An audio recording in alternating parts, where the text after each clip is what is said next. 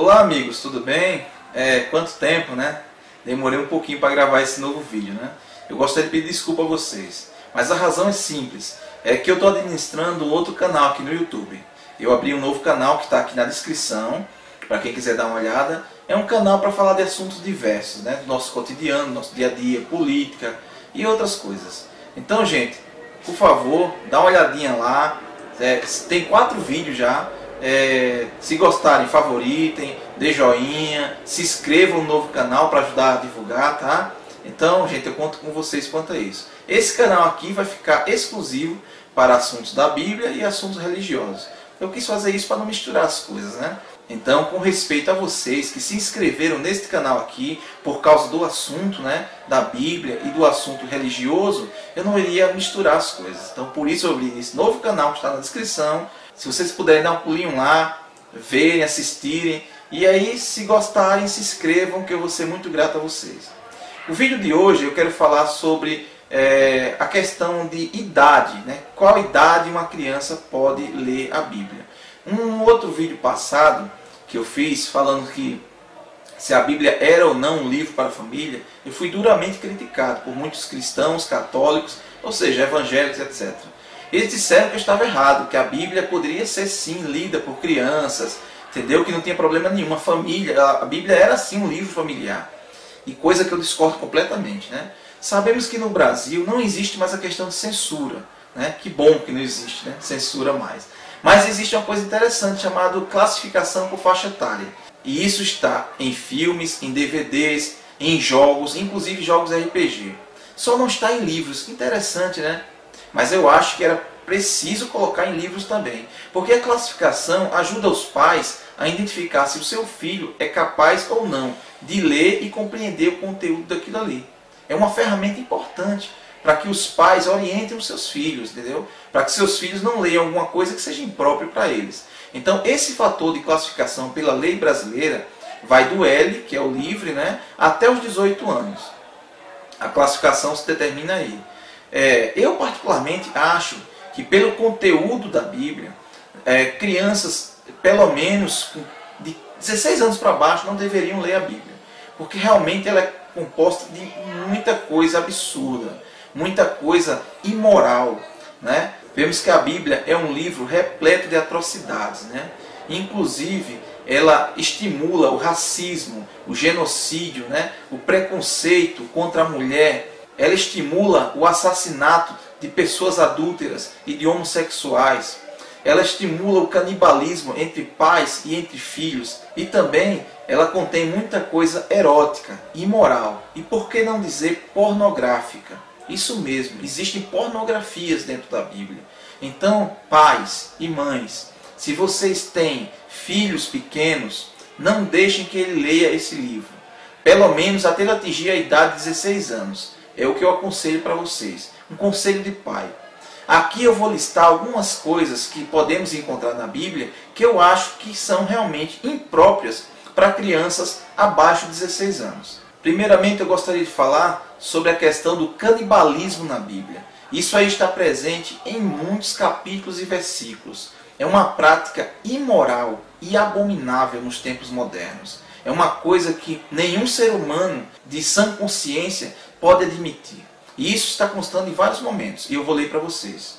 Por que comereis a carne de vossos filhos e a carne de vossas filhas? E comerás o fruto de teu ventre, a carne de teus filhos e tuas filhas, que te der o Senhor teu Deus, no acerco e no aperto com que os teus inimigos te apertarão. E lhes farei comer a carne de seus filhos e a carne de suas filhas, e comerá cada um a carne de seu amigo, no acerco e no aperto em que os apertarão os seus inimigos, e os que buscam a vida deles.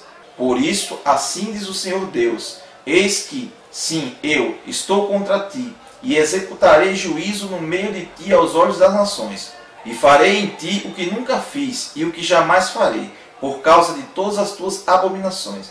Portanto, os pais comerão a seus filhos no meio de ti, e os filhos comerão a seus pais, e executarei em ti juízo, e tudo o que restar de ti espalharei a todos os ventos.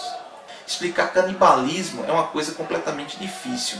Imagine uma criança lendo esses trechos e perguntando a você o que significa isso. O que é que você vai dizer para ela? Você vai mostrar para ela o que é realmente o canibalismo? Ou vai deixar que ela imagine essas atrocidades dentro da sua cabecinha? Porque ela vai imaginar. E pode ter certeza, talvez não todas, mas muitas crianças vão ficar traumatizadas com a simples ideia do canibalismo, porque é algo terrível. Vemos o assassinato na Bíblia em muitos casos, e algumas vezes nós vemos genocídios. Um dos assassinatos que eu considero genocídio mais cruéis e covardes da Bíblia está escrito em Gênesis capítulo 34, versículo 25 ao 29, onde, para supostamente com o pretexto de vingar a honra de sua irmã Diná, Simeão e Levi, filhos de Jacó, mataram todos os homens de uma cidade. Roubaram seus animais, saquearam completamente tudo e levaram suas crianças e mulheres escravizadas. E Deus nunca puniu eles por tal ato absurdo e imundo. São verdadeiros covardes, homicidas, e a Bíblia os retrata como heróis. Isso mesmo, gente. Os homens são homicidas e a Bíblia os trata como heróis. Imagine como é que vai se formar a ideia na cabeça de uma criança onde ladrões como esses, assassinos, são heróis. Que ideia distorcida é essa? Isso está escrito em Gênesis capítulo 34, versículo 25 ao 29. Quem quiser pegar a Bíblia e ler, fique à vontade. Agora, uma das mais terríveis e macabras passagens bíblicas de preconceito e violência contra a mulher está em Juízes, capítulo 19, versículo 22 ao 30, onde eu faço questão de ler para vocês e explicar detalhadamente, ok?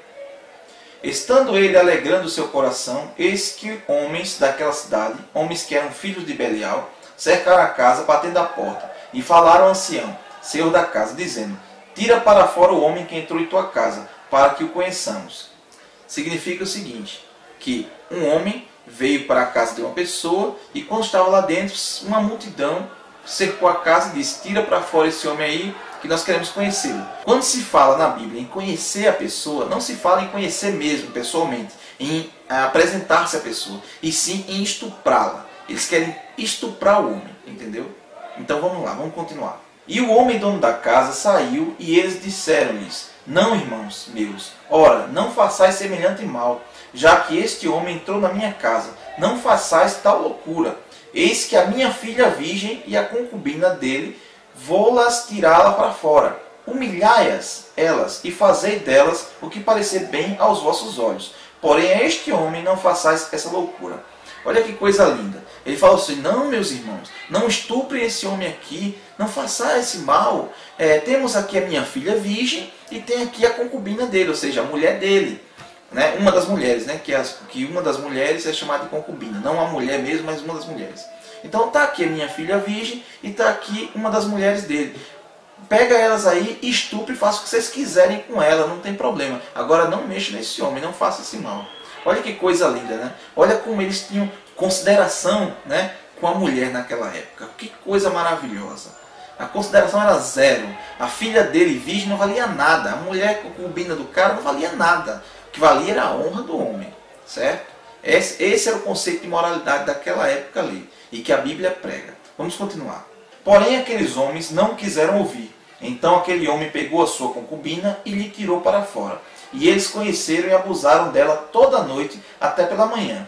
E subindo a alva, a deixaram. E ao romper da manhã veio a mulher e caiu à porta da casa daquele homem, onde estava o seu senhor, e ficou ali até que se fez claro. E levantando-se o seu senhor pela manhã, e abrindo as portas da casa, e saindo a seguir o seu caminho, eis que a mulher, sua concubina, jazia à porta da casa, com as mãos sobre o limiar. E ele lhe disse: levanta-te e vamos-nos. Porém ela não respondeu. Então, levantando-se o homem, e a pôs sobre o jumento, e foi para o seu lugar.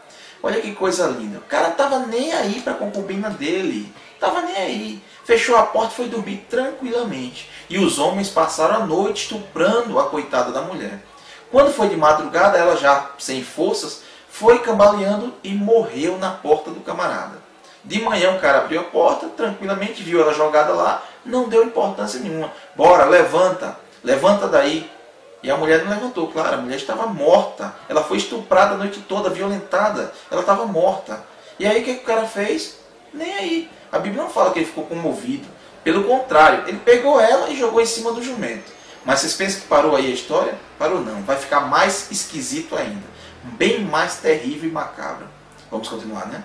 Chegando, pois, à sua casa, tomou um cutelo e pegou na sua concubina e a despedaçou com seus ossos em 12 partes, e as enviou por todos os termos de Israel. E sucedeu que cada um que via aquilo dizia: nunca tal se fez, nem se viu desde o dia em que os filhos de Israel subiram à terra do Egito até os dias de hoje. Então, só explicando a vocês, o cara pegou a mulher, botou em cima do jumento e foi para casa. Quando chegou em casa, o cara, você pensa que ele enterrou ela com honras ou teve algum tipo de respeito com a mulher? Nada disso. Ele pegou um cutelo e cortou a mulher em 12 pedaços, em 12 partes, e jogou esses pedaços pelo Israel afora, ou seja, cada parte de Israel tinha um pedaço da mulher. E a coisa foi tão feia, até para aquela época, que as pessoas disseram que nunca tinham visto coisa igual. Veja que barbaridade está escrito nesse livro. Você acha mesmo sadio para seus filhos lerem esse tipo de coisa? Como é que você vai explicar a seus filhos porque essa mulher foi despedaçada, foi mutilada em 12 partes? E não tem aí nenhum tipo de consideração, arrependimento, honra ou nenhum tipo de respeito com essa mulher. Simplesmente é como se fosse um animal qualquer. Isso é um absurdo. Isso está na Bíblia. Realmente, gente, não tem como uma criança ler esse tipo de passagem e não ficar traumatizada. Não tem como ela, na cabecinha dela, formular esse tipo de contexto, esse cenário, e não ficar horrorizada com isso. Eu, como pai, não deixaria meus filhos ler esses ditos trechos bíblicos.